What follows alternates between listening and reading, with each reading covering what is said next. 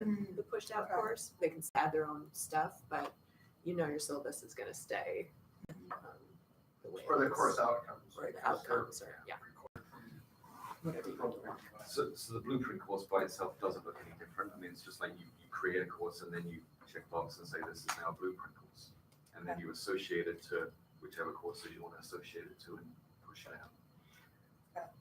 So if a TA, for example, creates a new page that's just in their course, is that the part that wouldn't get when a new one gets put out? Yep. But if they changed a page, that's what does get overwritten? Because that kind of makes sense to me. I'm going to do a research on that because I thought there was a way to hand off ownership, but I don't know. I don't use it enough, and it could be if there's a checkbox or some way to go and say I only want to push out my changes.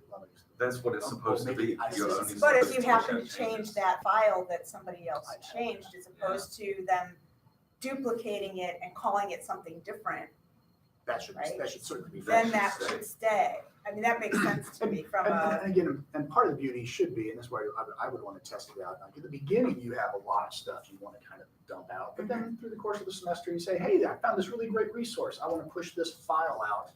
You should be able to do that. That's like one of the attractions of this. Instead of making each of the 7 TAs find the file and upload it themselves, Right. you just, and it should be Yeah, out. that's what we should be able to do, and we just But you I become made a nervous doing decision that not to do because that. something's just not done. because- So that's where I want to. because that frustration level is high. We created just basically an empty course. We called it a collaborative space. So if you make a page and you want to share it with everyone else, like if one of the instructors shares makes a page, they can put it there and we can all just copy it. Do it that way because not everybody wants every page. And that's through the import export. Or Just copy simply the go in, HTML, edit, make copy paste. That's Oh. depending on what it is. Like Oh, I a quiz we want to import, export, Yeah. export, import. But it's simply. But a simple page with HTML. yeah, it's just copy and paste. Is so much So one of the things, the next semester, we're gonna have a lab on active team teaching. And I think that these are the kinds of things that would be really important. Hopefully Team Drive will get a little bit more advanced, where we'll be able to copy stuff over, but also we can talk more about blueprint courses and some of these best practices and naming conventions and some of the stuff that Tom, you were talking about, is keep folders separate, and this is what goes out to the students. Just wanted to add one last thing, and I think it was on there. Sarah, I think you said about replacing files. Let me just see if it's this is what I think it is. So when I send out blueprints, so a lot of our assignments, they might have like a model essay associated with it or a rubric associated with it. So if the instructor wants to have a different model, they just kind of name the file the same as, the model that's embedded, put it in the file folder, and then the new one just pops up. And that's been quite nice. That's been quite a nice feature so that, instructors can have their own personal spin on what's going on. Yeah, so if you drag a file from your computer onto the files page and it has the same name as a file that's already there, a dialog box will come up and ask you if you want to replace the file. Sure.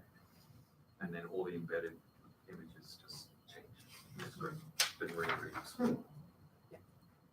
But it's gotta have the same exact It name. has to be the Yeah. same name, and that's where putting the dates in, like if you want to replace this year's syllabus with last year's syllabus with this year's syllabus, then it should say syllabus 2018.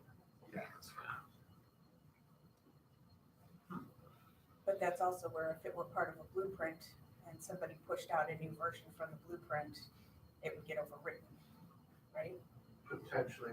Let's check it out. Let's check it on that. Yeah. That's all I'm saying right now. Come on, Cliff, you haven't figured it out yet? And again, I will defer to Tim because you've had the personal experience, and if you want to be tread lightly for sure. But in theory, you're supposed to be able to lock or not lock, Yeah, that's which right. would then allow the Lock. individual. Okay, so the instructor child. could then lock that page so that it doesn't get overwritten? Instructor can't lock. The The blueprint blueprint No, owner. owner. I lock Master pages so owner. they Got can't it. change stuff. So then It just that gives me more instructor control. can make the So if changes. you I don't want It's the demagoguery. file, if he leaves an object unlocked, then you can change it to whatever, and all of his changes will never overwrite yours because Oh, of that's in. All of his changes are not supposed to overwrite your changes, I see. I It's think not is what supposed we're to. hearing. Sure. That's what. But if you change your mind at some point and locks an object, then it overwrites any changes that have been made. So if They can't even make the change. well, if you forgot to lock it at the start, they Oh, may change, can you and then close- you come in after Lock that. things after that? You can lock Oh, things yeah. afterwards, and then that lock will overwrite. Okay. That was interesting.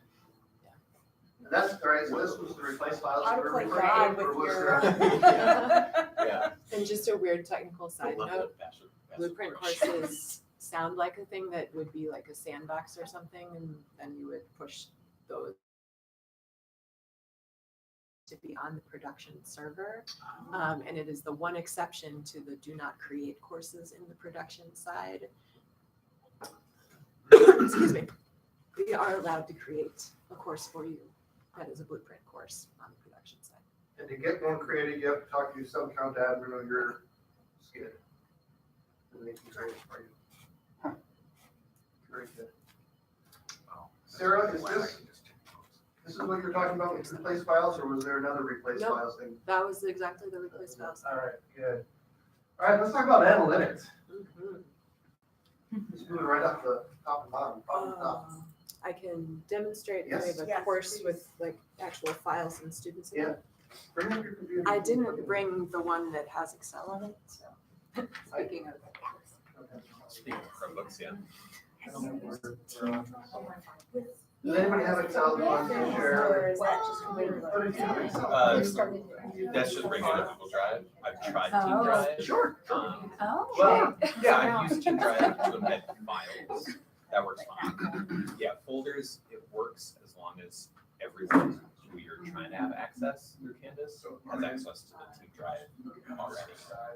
Yeah, but for pushing it out to students, it doesn't make any sense. For an instructional team, you could have that redundancy and then put your Team Drive within an instructor-only page. If someone on your instructional team like really doesn't want to go into Team Drive at Google's website, then you could do that. I It was just should work. thinking about like shared courses, that if those instructors had a team drive for all of their materials, be able to share that with their students, but it sounds like that doesn't work. They would have to copy it over Google Drive, to it. Unless they were just trying to share individual files. That would work. There is a search button. Are you using HTML? Yeah, but I've certainly worked with instructors who are like, don't want to be a part of this Team Drive thing or Google Drive thing, and they're like, as long as it shows up in Canvas, they're fine, which is a really nice thing. Well, Don't worry how by it the way, works. Exciting release note next week. You can move stuff course around. card. Yeah, I saw Yay. It's like Finally. what you do now. There's already a chapter monkey way to do that. I've had it for 3 years. Aren't you so cool? Yeah. Sharing. So that's on We all wanna be specific John. machines, so Yeah. you have to go. Okay, so, this is UW Madison instance only unless they also install it on system.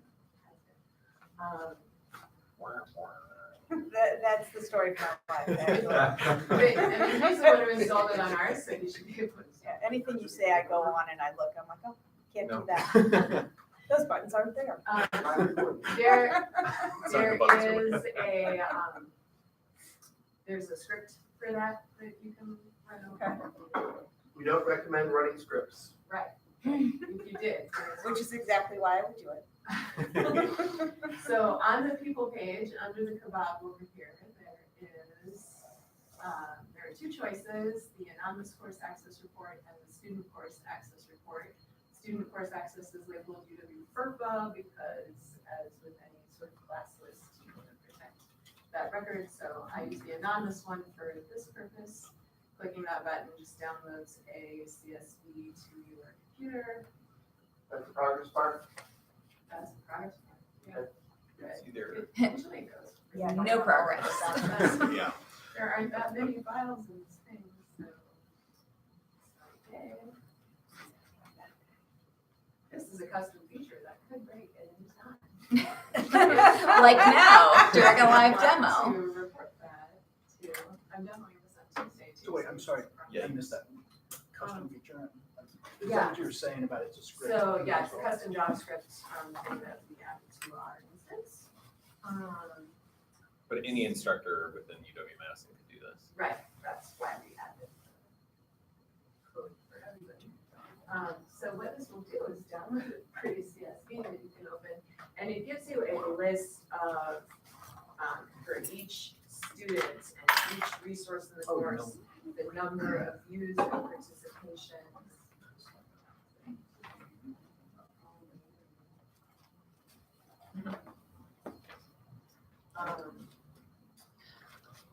So it gives you a list of all those things, and that list is not super useful on its own, so what you wanna do is throw it into a pivot table so that you can aggregate all of that information. And I know that sounds overwhelming if you haven't done pivot tables, but it's only a couple of others. I don't know if you'll have to try to rerun it.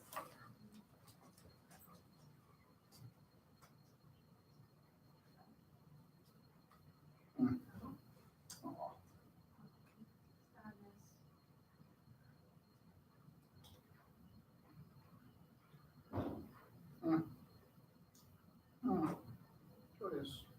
So each resource and how many times it's been accessed. All told or individually? Total number of views per student, total number of participations and clickable per student. Okay.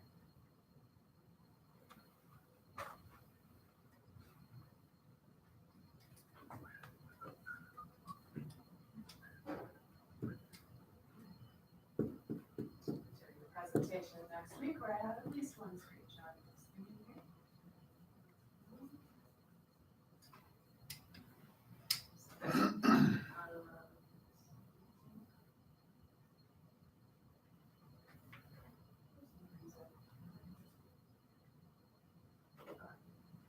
So you export the CSV, open it in Excel, and of the files as the rows, and then it'll add all of those things together for you so you can see how many times each thing was.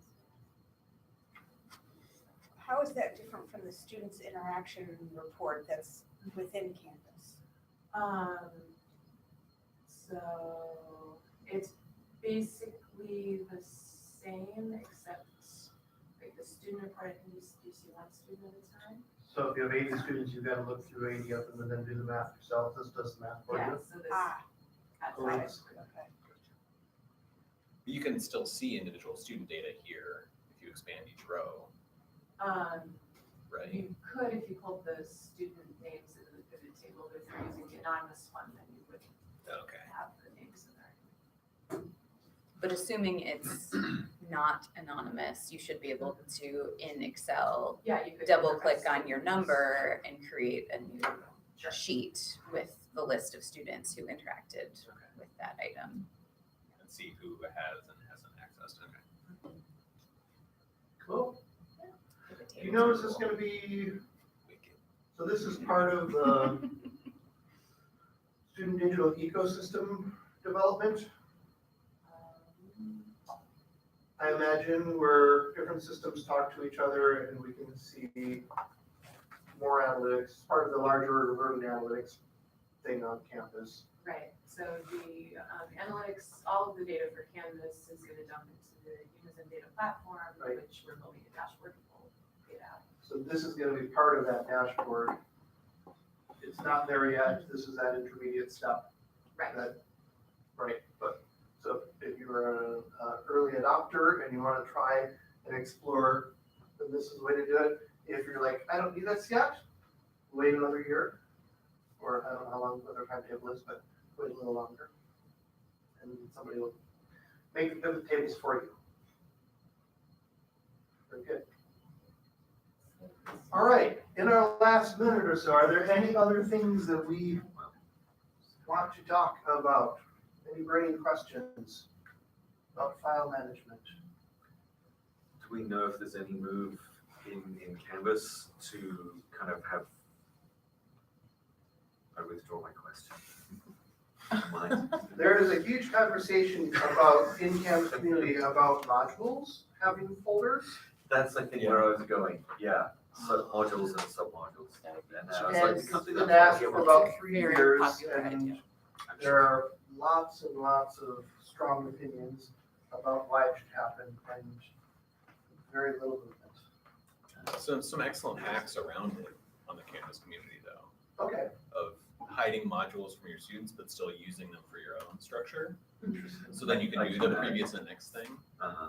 but give them a navigation page that they can go through themselves. So using the hierarchy of modules, but not showing, Showing that it's there. yeah. But it That's still doesn't allow the modules and sub-modules or any sort of. No, but you could hack your way around it. Because that's what you want to do when you're trying to teach. Yeah, exactly. Hack it up. Yeah. If we don't do it, they will.